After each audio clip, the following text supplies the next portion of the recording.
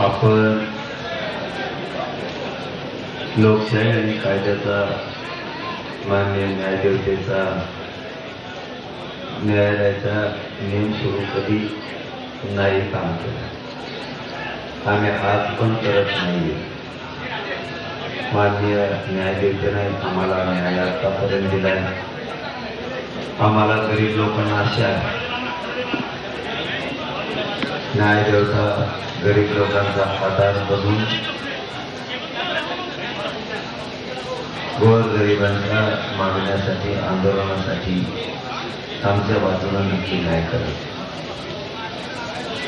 काय असतं बघा, शेवटी सरकार जर गोरगरिबाला विचारलं तर गोरगरिबाचा दुवा, गोरगरिबांचा आधार, गोरगरिबांच्या वेदनाची काळजी करणारं न्यायालय, न्यायमंदिर असतं.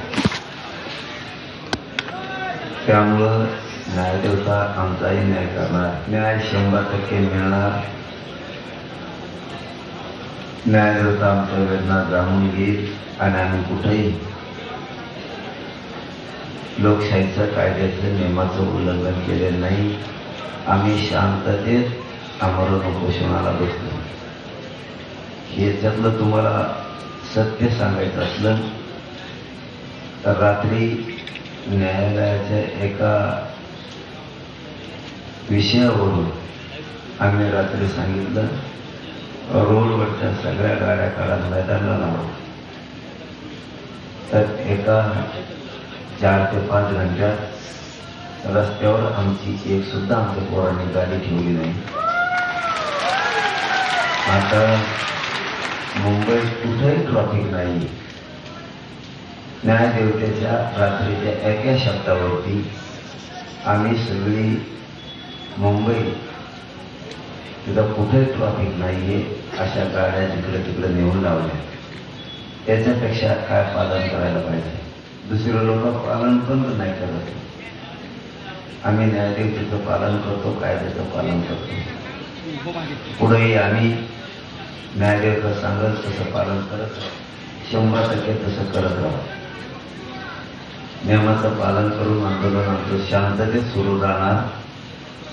काही वेळ आली तरी राहणार. राहिला विषय सरकारचा. सरकारने किती आमच्या विरोधात न्यायालयात जाऊन, इकडे जाऊन, तिकडे जाऊन अन्याय करायचा प्रयत्न केला तरी सरकारला सांगतो, तरी फडणवीसांना नाही सांगतो. सगळ्या मागण्याची हैदराबादचं गॅजेटियर, सातारा संस्थांचं गॅजेटियर याची अंमलबजावणी झाल्याने सोडत नाही.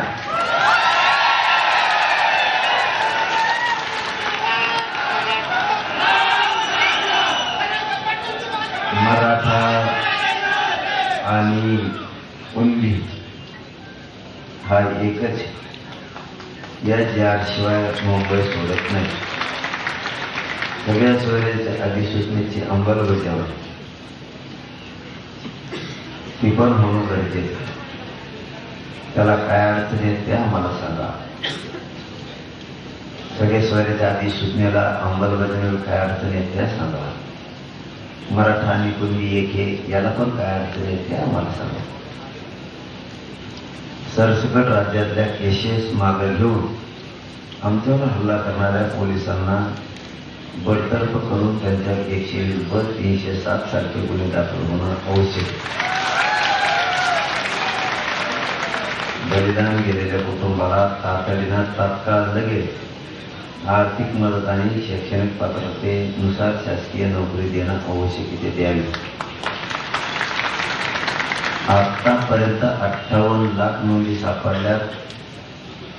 58 लाख नोंदी सापडल्यात. महाराष्ट्रातल्या प्रत्येक ग्रामपंचायतला या नोंदी चिटकून जागच्या जागेवर अभियान घेऊन जागच्या जागेवर प्रमाणपत्र, कुणबी प्रमाणपत्र वाटप करणं आवश्यक आहे.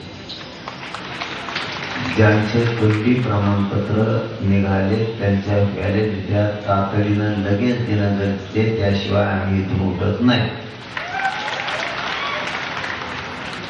शिंदे समितीला मुदतवाढ दिली तर शिंदे समितीनं रेकॉर्ड शोधणं सुरू ठेवलं पाहिजे. 33-34 सारखा 36 सुद्धा तपासला गेला नाही. देवस्थानाचे दस्तावेज शोधले गेले नाहीत, ही शिंदे समितीनं आता शोधणं गरजेचं आहे. 33-34 सारखा 36 सुद्धा गोशवारा शोधणं गरजेचं आहे. कारागृहातला रेकॉर्ड शोधणं गरजेचं आहे. पोलीस पाटलाचा शोधणं गरजेचं आहे.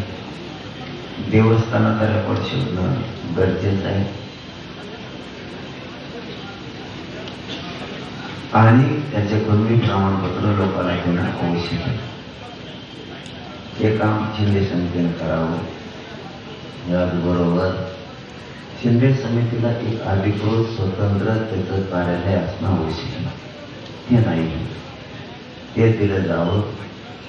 त्यांना मोडी लिपी, फारसी, उर्दू सगळे अभ्यास देणं गरजेचं आहे.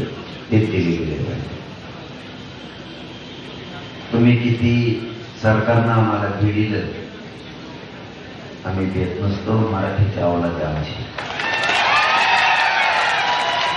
आम्ही शांत आहे. देवेंद्र फडणवीस साहेब आम्हाला शांत राहू द्या. जे जे बोलतो ते होत असतं माझं. आणखी मराठ्यांना यायची सुरुवात झालेली नाही. शनिवार रविवार जर मराठी मुंबईत आले, सोमवारचं आंदोलन खूप छान असणारे होते. त्यामुळं ही वेळ मराठ्यावर येऊ देऊ नका. आम्ही मुंबई सोडत नसतो, नाही. त्याच्यावर आम्ही ठाम आहे. काय करता तुम्ही? 100 पोलीस आले तरी जेलात नेते, आणि 1 लाख फौज पाडला आला तरी पोलीस जेलात नेते.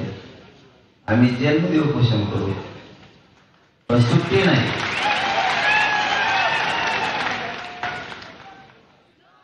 तुम्ही एखाद्या समाजावर अन्याय होईल असं वागू नका. मराठ्यांना इथून उचकून देणं, काढून देणं ही काळजात रोखणारी सल आहे. फडणवीस साहेब ती ऋतू देऊ नका. तुम्ही काही निमित्त जोडून मराठ्यांना आझाद मैदानावर उचकून देता. ही सल झालेला जिवारी वार तुम्हाला मागात पडेल. तुम्ही पोलिसाला सांगून तुम्ही बाहेर पुढे पोरांना लाठीचार्ज करायला लावता. ते तर तुमच्यासाठी अति घातक होणार आहे. तुमच्या आयुष्यात खूप मोठा डाग तुम्हाला ठेवायचा. कारण तुमच्याही लोकांना महाराष्ट्रात यायचं आहे, हे पण तुम्ही ध्यानात ठेवा.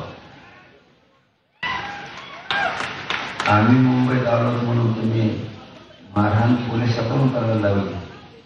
तुम्हाला पण, तुमच्या लोकांना, नेत्याला पण महाराष्ट्रात यायचे, हे पण लक्षात असू दे. तुम्हाला आणखीन आम्ही शांत आहे. जितका शांततेत तुम्हाला मार्ग काढता येईल तितका तात्काळ मार्ग काढून त्यांचे प्रश्न सोडून गोरगरीब मराठ्यांचा सन्मान करा. त्यांना पोलिसाच्या हातून अपमान करून तुम्ही त्यांचा अपमान करू नका. त्यांचा सन्मान केला तर देवेंद्र फडणवीस साहेब हे गरीब लोक तुम्हाला कधी विसरणार नाही.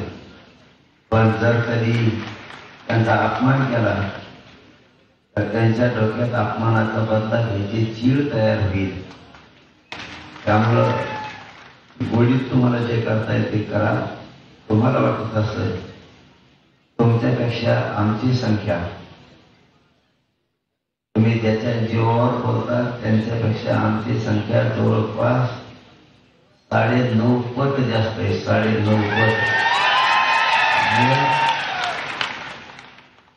तिकडं नाही घुसायचं, तिकडं घुसू नका.